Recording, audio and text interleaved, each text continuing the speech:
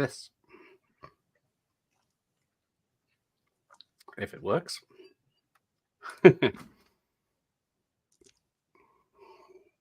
Oh dear. Technical issues already. Oh, no, that's just me playing with the backgrounds. Sorry about this. This is what I'm playing.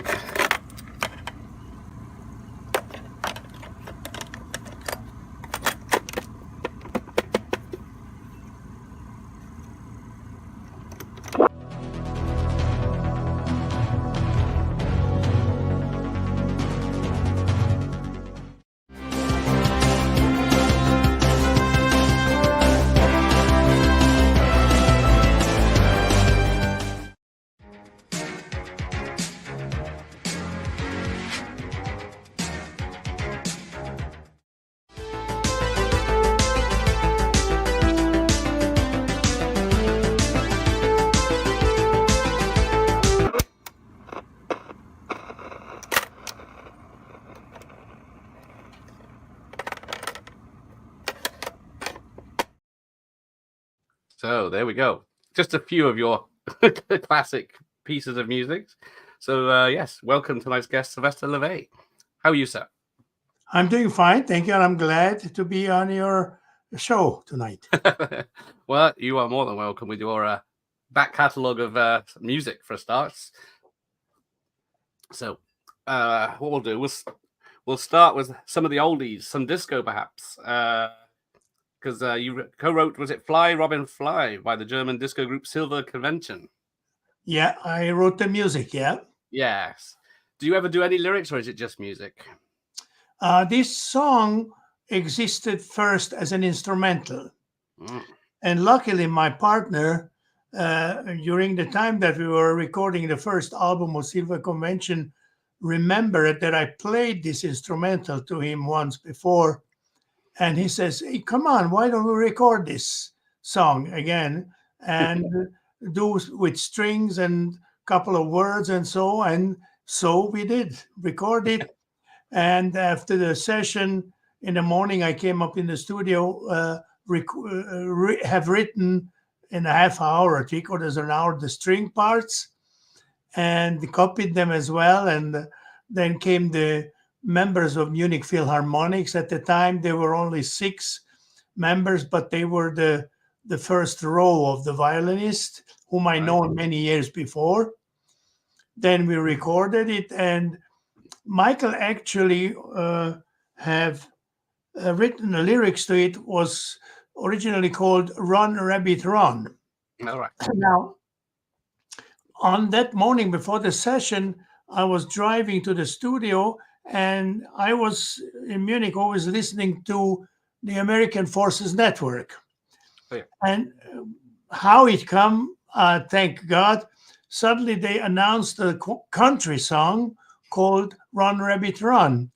And I heard the song, and I, put my foot on the accelerator to the studio and say, hey, Michael, we can't do Run, Rabbit, Run because it already exists.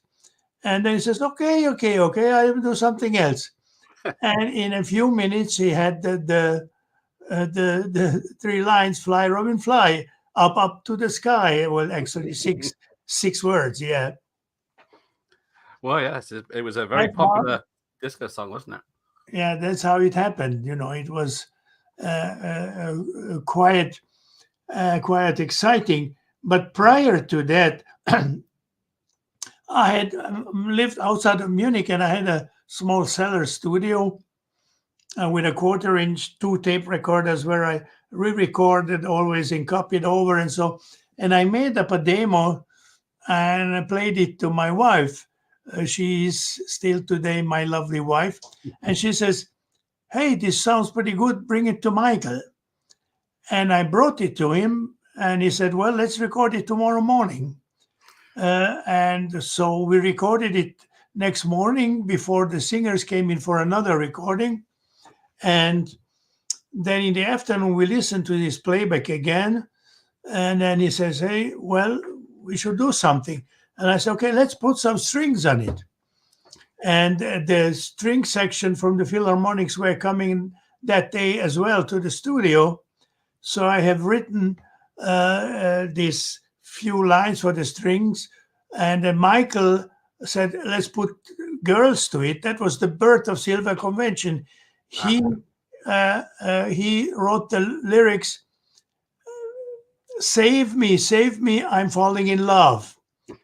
So that was the birth of Silver Convention. And this is how everything followed after that. Yeah, because they had quite a few hits back then, didn't they? Yeah, we were very happy about that. Yeah. Because you've also written "Victim of Love" for or John. Yeah. That was very exciting. I was not able to go to London for the synchronization. The producer, my friend Pete Bellotti, who wrote the lyrics for "Victim of Love," was actually quite friendly with Elton. They were recording this song, and he said, "Who wrote this song, the music?" He said, "This guy, Sylvester Levay, who wrote also Fly, Robin, Fly, and also Lady Bob." "Hey," he said, "Lady Bob is my favorite song." That was quite an experience, yeah. That's good, because you've also, was it Body Rock with sung by Maria Vidal? Yeah.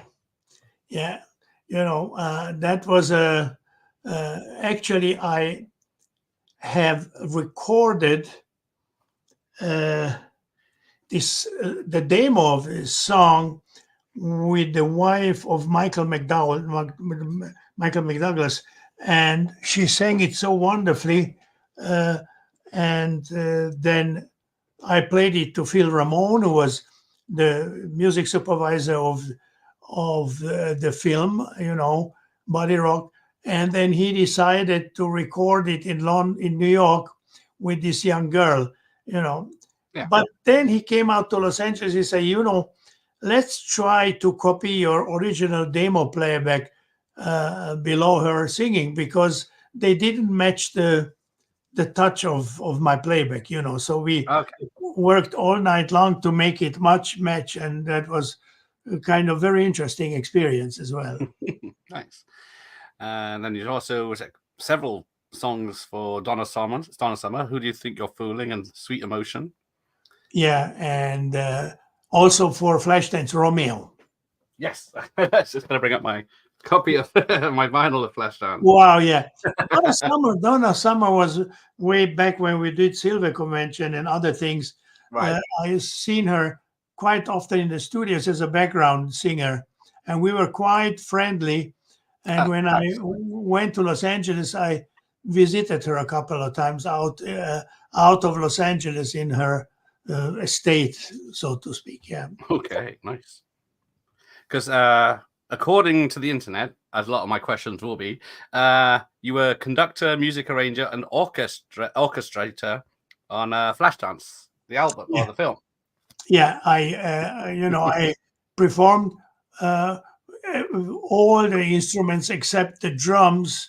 That was a great friend of mine, Keith Forsey, who also wrote the lyrics for the song "What a Feeling." He was playing drums, but all the other instruments were played by me, except, there were also guitar solo on it. Okay. And we have Steve Porcaro, I think, who played guitar. I don't remember exactly. Yeah. And it was like this. Originally, Giorgio got offered this movie, and then he was starting to write songs for the movie. And they said, Sylvester, you're going to do the score. You take that over. And then later on, a couple of weeks later, I said, no, I'm going to do it myself. And but it ended up that I scored a couple of bars out of What a Feeling, where I also performed the whole playback, And then I also said, Giorgio, look, I did the whole score. Then at least if I don't get the title for the score composer, just give me the title, performed and recorded and arranged by Sylvester Levay. So I got this title right after his.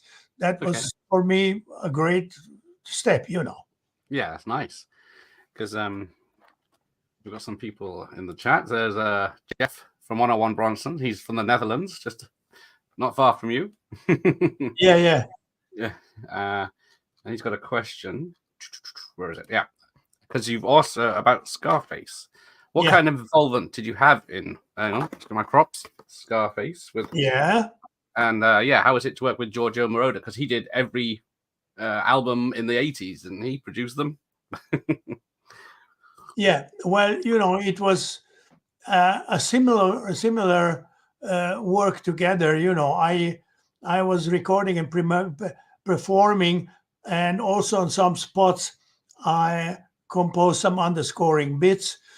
You know, he wasn't really involved. You know, making the score. He was more involved in writing songs and so. And you know, I spotted the movie. Well, I think what was his name, Jerry Greenberg or so, because the director, this famous director, what was his Brian name? De Palma. Brian. He didn't show up, not at the spotting, not at the mixing of music or so. He kind of maybe didn't have the time for it, you know. So this was for me actually quite kind of interesting, because then I had more free hand to do the things, you know. Yeah. You know, so it was quite interesting. Yeah. Okay. Let's have a look.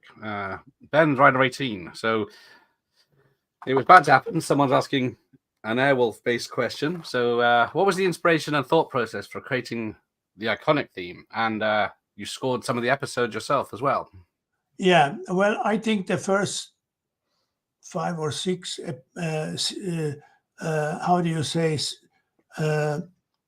seasons, I did the music, and the main theme, you know, when I went to Universal Studio at the former Hitchcock office to meet Don Belisario, which I become very friendly of. He's a great man. And then, you know, we talked about the pilot and then the series briefly.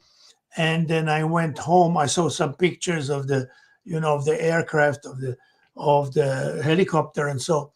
And then I went home and I said, okay, what comes first into my mind on a chopper? As the rotors are hitting the air, you know. So that was the first on delay, was the bo, bo, bo, bo, bo, bo, bo, bo, bo, bo, bo, bo. And the second overlay was also like the chopper, the maybe the rear rotor, I don't know. And then came the heroic theme, you know. You know, and you know, that's how it was. I recorded at my house a demo and went right away to a meeting where all the actors were, and so with Don Belisario. Okay. And I said, here, I've got the team, without playing to him personally alone first. He said, guys, we've got the main title. He put it, the cassette into the player, played everybody, and they heard it the first time, and everybody was happy, and so was I, you can imagine. I bet.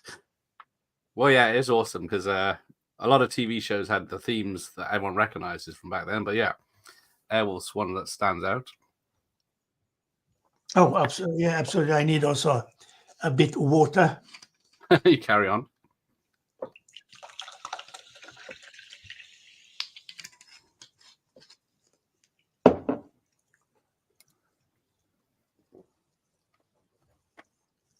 Thanks.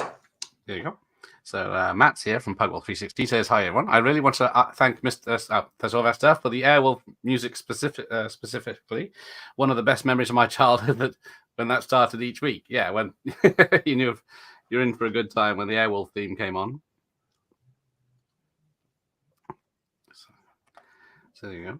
And Franz is there. Hello. I bought the soundtrack for Howard the Duck and was surprised that you were involved in so much of it. Is there anything you can say about your involvement in the score? 'Cause it's Well, credited as first of Tom all, Barry, isn't it? yeah, first of all, I want to thank for the compliments before for the Airwolf. I'm always very, very happy. Quite honestly, truly, when I hear some nowadays, even nowadays, a lots of compliments of Airwolf. And what makes me particularly happy, I meet people, they are grown up people, hey, Sylvester, I was a child and I was listening. And this is for me so gratifying, it was wonderful.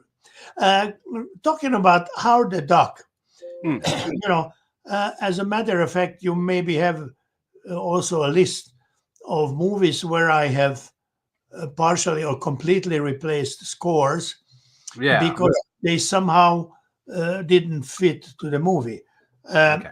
Howard the Duck was a special problem, I met Gloria Katz and what was the name of the director, and Yeah. we spoke about these problems. She said, "You see, we hired John Barry to write the score, and some of the score doesn't work. I would like you to replace these spots." Now, my first comment, not to the producer or the director, just to myself, was this. They spent like $500,000 with John Barry on score and rescoring with 100 or 96-piece orchestras. And then they realized, it's not quite that what they wanted. And I Right. think, I'm sorry to say this, but I think in retrospective, there was still many, many places in the movie that the music just didn't go where the story, this comic story was going, Yeah. So, however, I went up to Skywalker Ranch Oh, and right. went up to the big cinema, where they played me the movie, and it was quite awesome. It's a really big cinema. I never forget the seats where there were, I think, at least 500 seats in the cinema. And I think they also have like a sound effect that you almost cannot realize or realize that would imitate the sounds that would happen in a real cinema, outside car or so, but you wouldn't hear it. It's just, I was looking for it, but it was there. And so, however, that's just a wonderful experience to me. And then we went down to the cutting room with Gloria, and then we spotted all the scenes where they needed a new music, Oh, right. Of course, this was quite late. Let me just turn on the light because it became a little dark in here. Yeah, no worries. Maybe it's going to be a little bit better. And, we spotted all these things, and then I went home. I didn't have, so to speak, a lot of time to do it because this decision was quite late because they have already dubbed down the movie and suddenly discovered, wow, this is not going to be okay, So I maybe have 10 days or 2 weeks at most with orchestrating for 86-piece orchestra as well.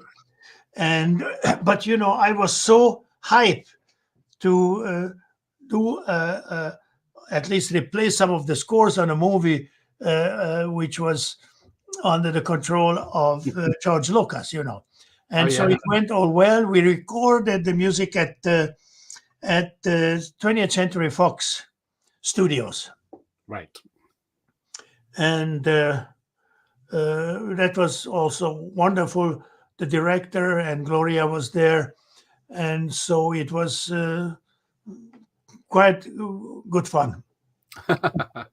I bet. So yeah, that's how many minutes did you have to replace? Do you know? Is it I 2 weeks to do? can only guess 15 to 20 minutes. Okay. Well, I guess it's only an hour and a half film, isn't it? So it's a bit of a chunk. And then did you have to sort of replicate what John Barry had done and then just change it to? No. I had to write original music because the ones, John, I don't want to be misunderstood. I'm a big fan of John since many moons, not only for his James Bond films, but like Out of Africa. And so he was very lyrical and very also like many other things. And so, but I had to put this behind, this doesn't, I didn't allow this to disturb me. Also on other movies where I have replaced music, you have to put this aside and do your thing, and that can be then the right thing. So it means I didn't adjust my score to the score of John, because I had to bring in some synthesizer and rhythm, and symphonic orchestra to pump up the flight or whatever there was to do. And so, and that's the only way I could have done it, and I would do it. Do your own thing. It has to fit to the scenes and everything, and if it does, it will fit into the rest of it too. Unfortunately, the movie was not very well. Well, let me just skip this. Not very successful, to put it that way. Unfortunately, but I'm still happy that I have worked on it. It's still a fun movie now. So audiences was probably not ready for it, but then we get to Jeff's a big Cobra fan like me, so the lovely film there. One of the most listened to soundtracks is, I'm a huge fan of 80s songs, etc., is the soundtrack for Cobra.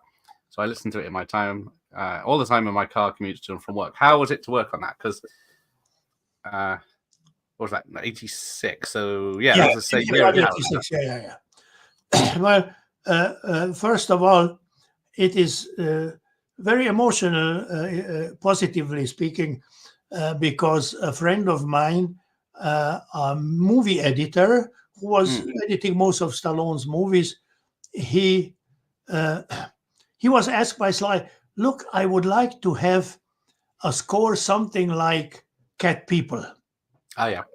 And then I did the score for Cat People, and then Don Zimmerman said, hey, then you have to take Sly. He did the whole thing. And then I got the job, Cool. And Sly is a wonderful guy, a great guy. We're not communicating anymore, but we are still very, very friendly, Okay, cool. And the only thing that happened, luckily, to tell this story, the outcome right away, I had a really problem with a chase scene, which lasted about 6.5 minutes, if I remember correctly. So I went home and I worked on it, and after a week or two, whatever, I finished this chase. I called up Don and said, talk to Sly, come up to my house, I will play you the chase scene. So they came up, we went into my studio, and I put it on the screen, and I played it, and it was bombastic, and Sly was happy as can be. And then he and his bodyguard went away. Don and I, we spoke a little. And then a couple of days later, I got a call from Sly. He says, Sly, here is Sly. Right, Sly and Sly, yes. I'm with Brigitte Nielsen right now in New York, enjoying ourselves. So you have a little bit more time. Why don't you write me another chase scene? 6.5 minutes. Jesus, give me a prize. And of course, I didn't tell that to him. I said, of course, I will sit down and do it. And believe it or not, it took 5 chases, each at 6.5 minutes, until we got to the point that in the evening I got home. I said to my wife, Monica, we were in my house in America, in Los Angeles with my kids. Tomorrow we are flying back to Germany. I can't stand this. I cannot cope with this. And then I had, she said, no, no, no, no, now cool down. Go. I had a meeting at the MGM studio where Don Zimmerman was cutting the movie first in the first floor. And I went up there. Sly was there. Hey, Sly. Hey, I've got good news to you. We will take the first one. Jesus Christ. And you know what? I tell you quite honestly, I was not laughing. I was not cursing. I was bloody happy because it proved that I was right. This struggling through these weeks of other, chases, I immediately forgot, I had my chase in there, and it doesn't have to do with it that I had to have my chase, but it was just perfect, Yeah. That's the main thing. Now, I was going to ask, because the cut everyone sees now is the less than 90 minutes cut. Did you see the extended cut that's like about 2 hours when you were doing the music for it? Cobra, you mean? Yeah.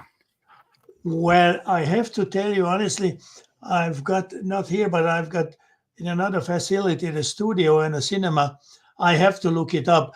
I don't even know which one I saw, but I think I have scored the entire movie, but it might be that they have then shortened it.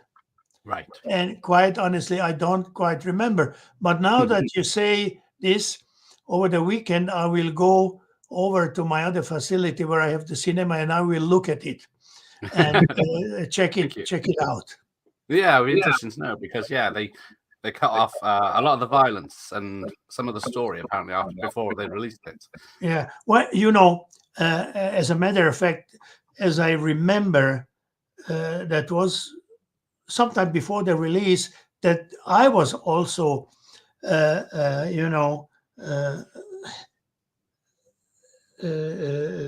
how shall I say? I was there when we saw a couple of scenes. They were cut because, especially because of some really grief violence, and it almost got as far as Scarface, But even then, I will look at the movie and watch it very carefully. Cool, because Mike's here from Did You See That? Because yes, you scored 3 o'clock high as well. Yeah, that was also like a partially replacement work. Okay. I got a call from my agent that the company of Spielberg at Universal lot, the Spielberg was proteging a young director. He was, what was his name again? I come to you. So he did this, he filmed this movie, and he had chosen a Berlin electronic group called Tangerine Dream to score the movie. Yeah. And, I have to say, I was and I am still a great fan of Tangerine Dream. Nevertheless, in this movie, I don't know whether how shall I say, the mediocreness of the movie was turning them down. I don't know. But on many places, their music just really didn't work, Okay.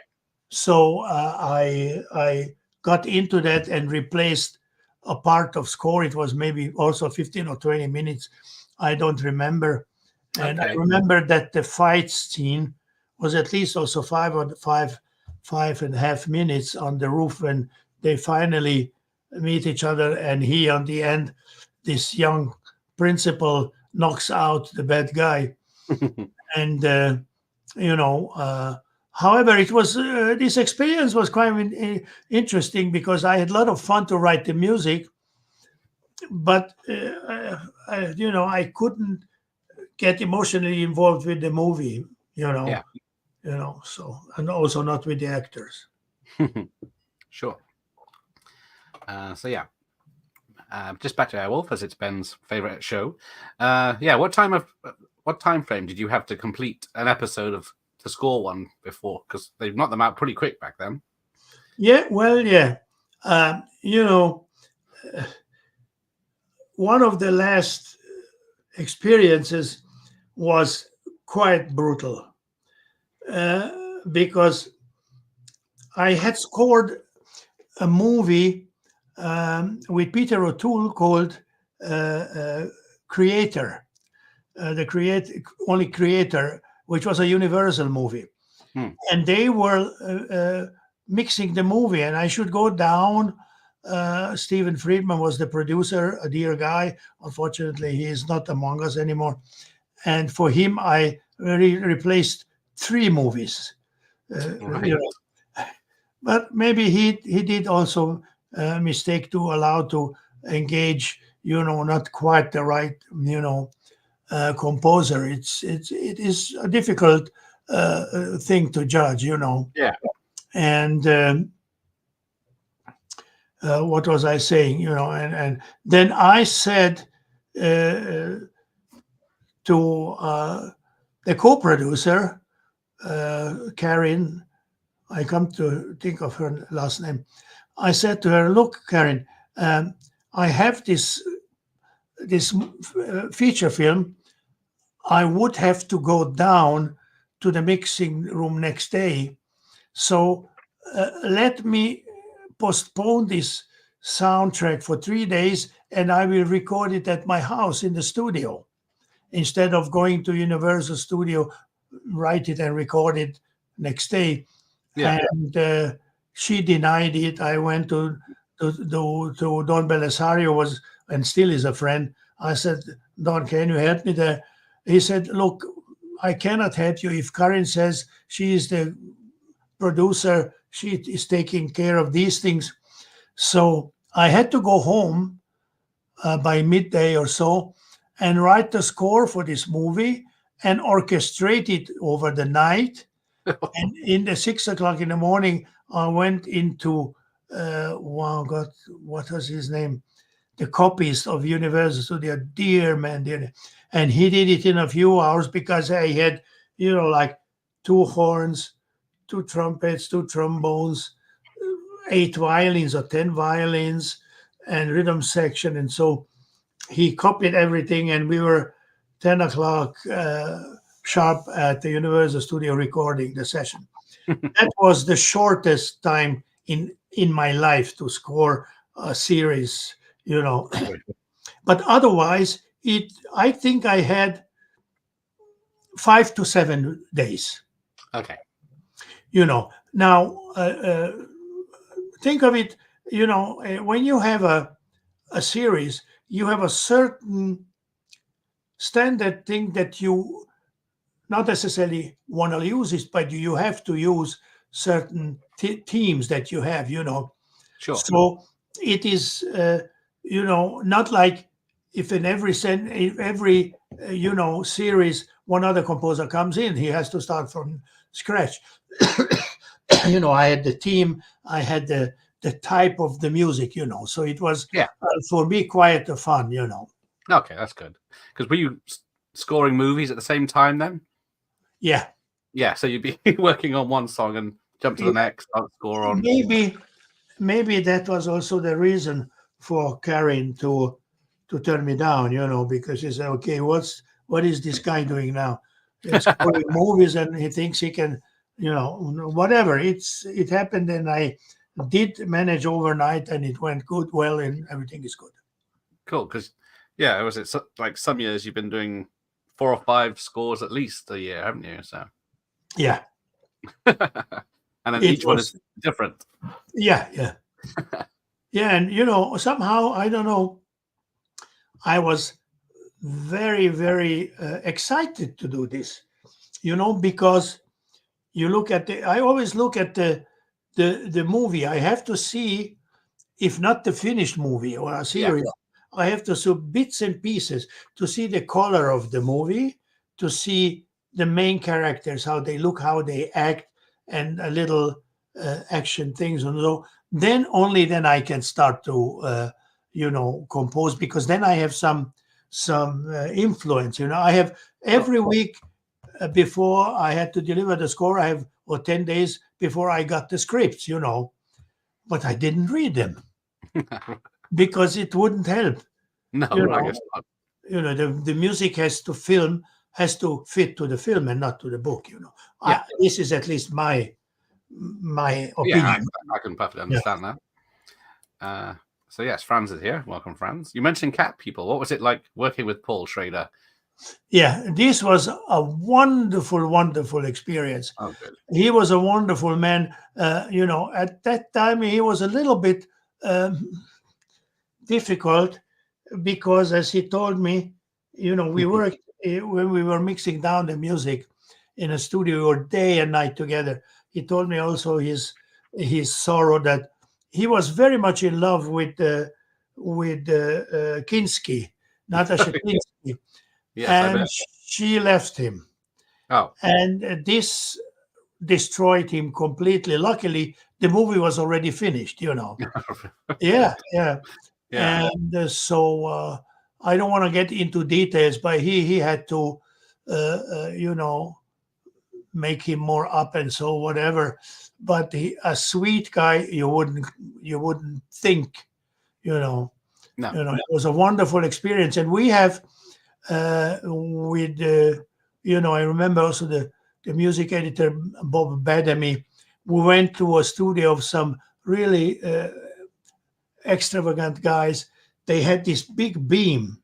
It wasn't on the market yet. It was like maybe 2.5 meters with strings stretch over it, and then boom, and then we tried it out and say, okay, let's have this in studio, and that brought us very, very beautiful, sinister, but also, how shall I say, emotional, sinister sounds.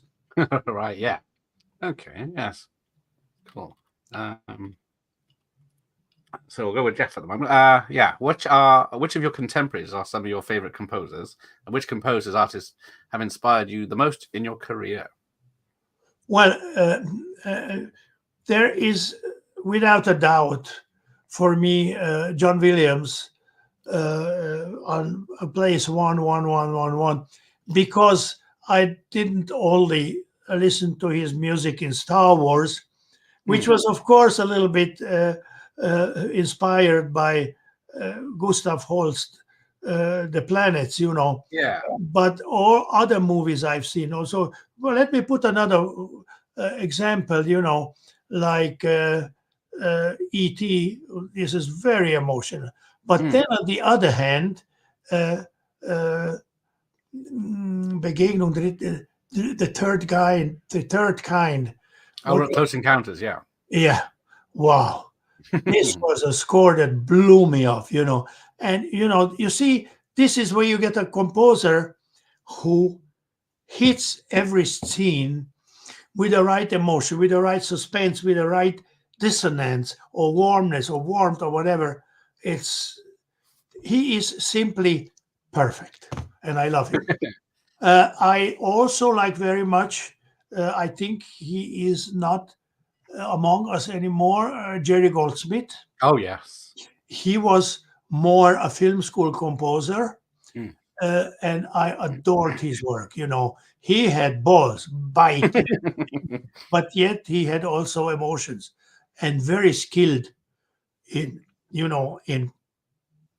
doing magic with the orchestra. He did really magic with many, many colors and things, and so this is also wonderful.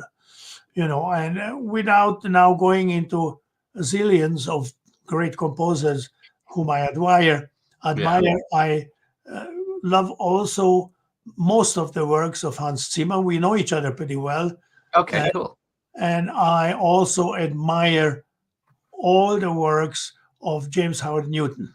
Oh, yes. Also a dear friend. Oh, cool. Yeah, and so there are a couple of things, Yeah. that I really love, but these are the top of the top. Yeah, they're great ones. Yeah, because John Williams was scoring, was it the disaster movies of the 70s and Exactly. Yeah. Earthquake and Towering Inferno and stuff like that? Yeah.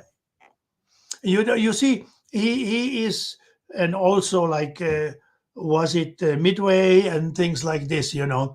and he is so colorful, and he hits it so right on the spot. Okay. God bless him. Yeah. Because one of my favorites of yours is also Mannequin. I love it. I Such love a happy it. This theme. was a wonderful experience. The director was a sweetheart, and the music editor, no, the music supervisor, wonderful man. And we got all along very, very fine. The only thing I didn't have anything to do with is the song, of The Starship one, yeah. yeah, which is great that we had it in the movie, because that helped it a lot and it became a really big hit. But the score, I enjoyed it all the time, even when I watched it later on. Oh, It was playful. yeah, it is. It's very fun and jaunty and just sums up the movie perfectly. Most of it, not most of it, one of the most beloved music of mine in this scene, when he is flying and chasing, and so it was very, very exciting. Yeah, the I hang have, glider in the store is yes. That's the theme I was thinking of. This is a perfect example where nobody was interfering in positive or negative way at all. I had carte blanche, and Nice. it was lots of fun. Cool. Because you've I'll get to Fran's question in a minute, because mine's a bit different. Because you did Hot Shots, which is, of course, a parody of Top Gun. How close were you allowed to get to mimic? Because you do the dum when this film starts, and all the same sort of sounds as Top Gun, so everyone knows it's Top Gun. But well, I have to start a little bit before. My agent Sam Schwartz called me one day. He says, "Hey, go drive out to Santa Monica and meet Jim Abrams, the director of Hot Shots. That's a spoof movie of Top Gun, And I went there, and then I met him. We never saw each other, He said, please sit down. And he had this cassette in. He said, Sylvester, I never before have hired a composer that I didn't know. And here is the score from Navy SEALs, yes. Also with Charlie Sheen. Says, I have listened to it and I laughed my ass off, because this is how the music has to sound. You're hired. And it was really a wonderful experience with Jim Abrams. Nice. Because Franz had asked about how Moroder thought of your Hot Shot score, if you heard it, because it's a parody of Top Gun without being a parody. Well, I don't think he was wasting a lot of thoughts on that, because Top Gun was actually not his movie. It was actually scored by a friend of mine, also Harold Faltermeyer. Yeah. And Giorgio wrote the song that got the Oscar as well, but he wasn't involved in the score. So I don't think he was thinking a lot about Hot Shots. But I'm only guessing, Yeah, I guess, he's a busy man. But what about Harold? Did you talk to Harold about it before you did it, or do you just... No. I think that Harold was also very busy, and it is actually, it never crossed my mind to think about it, to talk to somebody about Top Gun, because this is a different situation. It is, of course, a spoof on Top Gun, Hot Shots, but what shall I tell to Harold? What do you say that I'm doing Hot Shots? It's if I would have done it, I would have to have done it to Giorgio too after the movie has been released and became number one, so that they can hear and say their thoughts to it. I have met Harold a couple of times in after that, but we never talked about it. Okay, nice. Did you two talk about music or just anything but music? No, I had a sail ship in Los Angeles. We sailed a lot together. We went Okay. off to eat together, and partied Nice. together, and we worked all together. Also with Keith Forsey on Donna Summer, 2 albums, and so we knew each other. Yeah, okay. Because the synthesized scores, they're still very popular and they still hold up today. Why do you think that is compared to other types of scores? That It is something that, what was it? A movie of Marvel 2 years ago. That who did the score? Tom. Was more than electric score. Right. It was either Spider-Man or either something. And I sat in the cinema and look at the movie, and I heard suddenly all my sounds. I mean, they are not my sounds, but I used them way back when, and Right. it was so exciting. I said, "Wow, I want to go back to Los Angeles and write some electronic score for big movies." Cool. It's a very good question. It is like a renaissance, and I think it is wonderful. You hear also very much in the pop songs, this thing, but which is more exciting is that you hear more and more in the movies, synthesizing, returning, and also this triggered rhythm, all these things, and they work so wonderfully. So it is actually it proves in aftermath that it was right what we did then. Yeah. So it's very exciting. Right. Okay. And saying once. So where did I get to? Yes.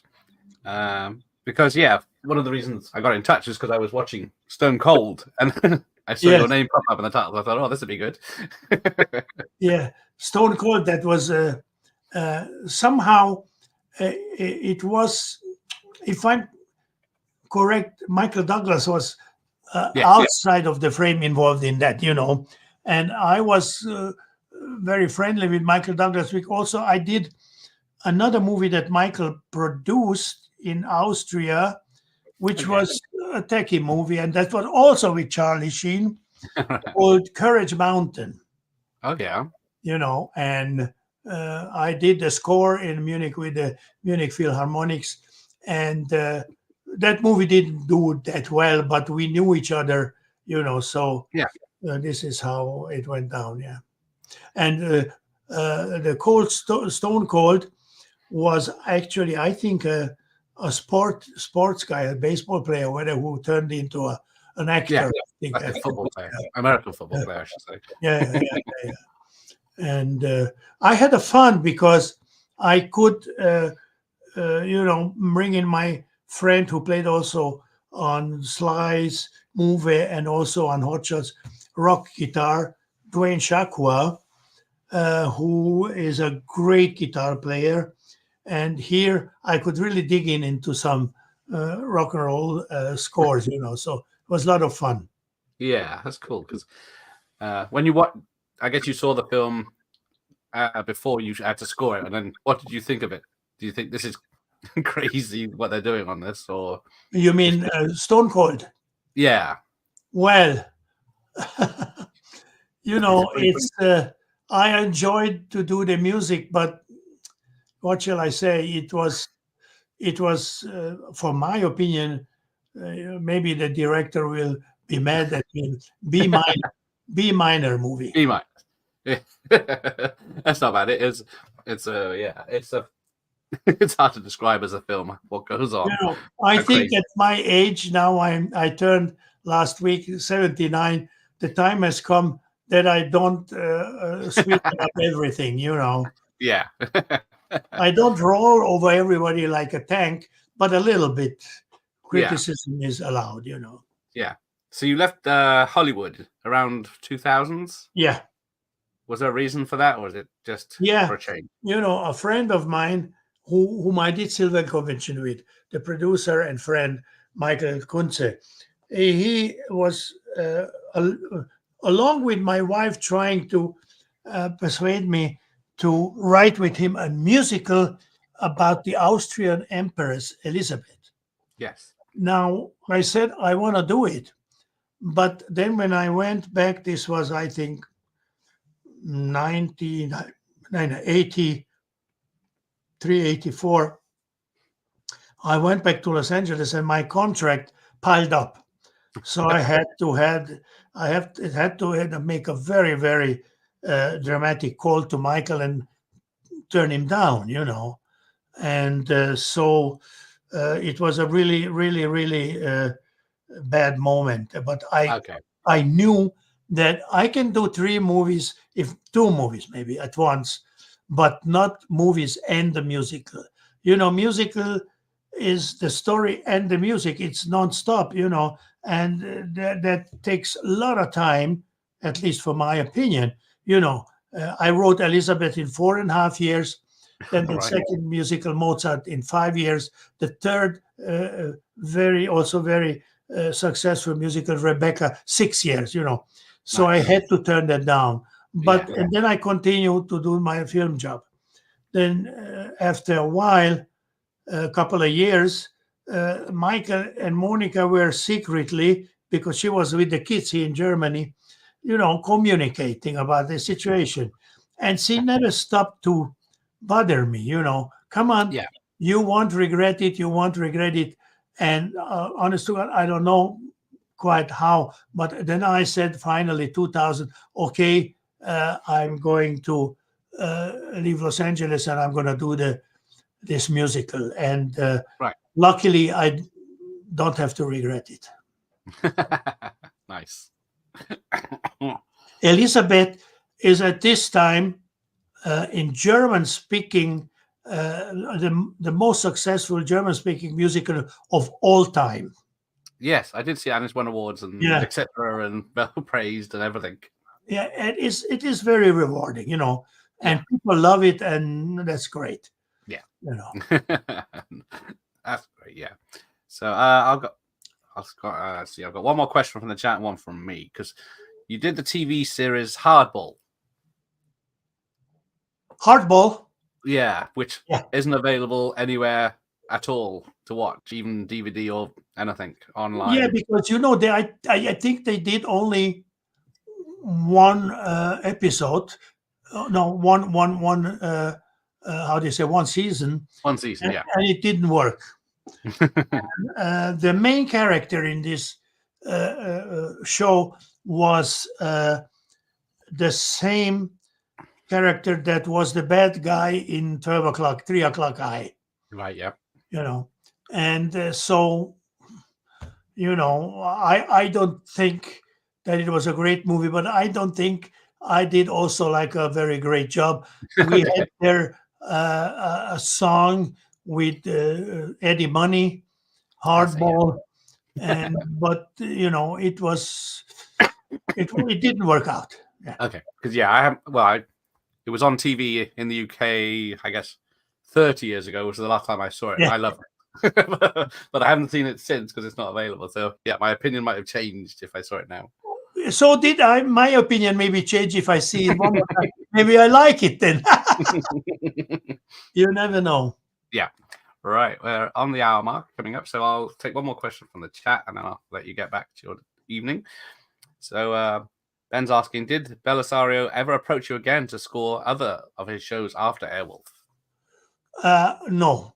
Okay. The fact is that I have finished the series up to, I think, 6 seasons or what, and then they sold it to a company in Canada. They finished the 2 remaining or whatever. So I don't know what happened.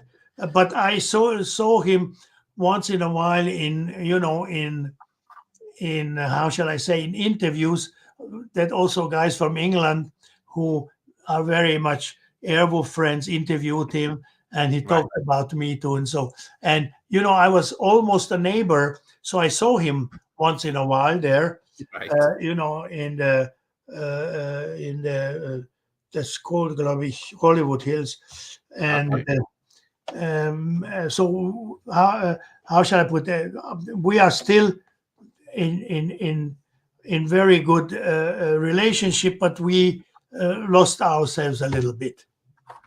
All right. Yeah, that's fine. He's a great guy. But to answer the question, he really did not offer me any other shows. But at that time, you see, that was when I finished 83, 4, 5, 6, 7, 8. That was going to be, I think it was 97, 98. Then I was already writing Navy SEALs and Hot Shots, and was working already on Elizabeth. I wouldn't have that time anyways, Sure. Yeah, that's a lot. Is there another question popping up? No, that's the same one. I put it up there just in case. Great. Right, we're done. So there, that's it for now. I'm sure I'll think of something later. But yes, are you working on anything at the moment, or are you just happy? Well, now at this moment, I am just happy, enjoying preparing some Shanghai concerts of mine, which I will also conduct. Okay. And the last musical, it's the 7th that Michael and I wrote, had great success in Korea and Japan, and it's coming now to Europe, about the dramatic life and love life of Beethoven. Okay. Oh, right. So yeah, you done Mozart, so you're on Beethoven. Yeah. And Beethoven, it was hard work. So I think I have deserved now to relax a little bit. And we'll see, I wouldn't mind either to score a movie, but it should make a sense to me and to the producers. Sure. Or maybe Michael and I will write another musical. But for right now, a little relaxation. Yeah. You make it sound so easy. I'll just write a musical. Well, not that easy, but as you see, it takes always 4, 5, 6 years. But I just have to mention now, retrospectively, we have always worked 3, 4 weeks on a musical, then worked on something else. Then we came back again and listened back what we did at the first time. Yeah. And so that's how we work. And you would not believe how many things we dropped because they in the aftermath didn't work, So that's, I think, also like a recipe of, I cannot say successful, I'm lucky to have, but of a good musical. That's the recipe. Right. Always listen back and be very critical about your work. Also, my film music should be the same. Right. That's great. Thanks for that. Everyone's saying goodnight and having a lovely to see you. Lovely talking to you. Thank you for your time, Mr. Levay. I couldn't have said it better myself. So there we go. So that's it. Call me Sylvester, okay? Oh, Sylvester. Thank you. Younger, Garrett, I'll remember. Pretty sly. Yeah. Then I went to the cutting room one day with my son. He was like 10 years old. And Sly was in there. I said, Sly, please meet my son, Sylvester Jr. Okay, now enough from Sylvester's, he said. 3 in 1 room is too many. Yeah, exactly. All right, thanks everyone in the chat. And thanks for Sylvester for joining us. It was not so good night. Thank you very much, everyone.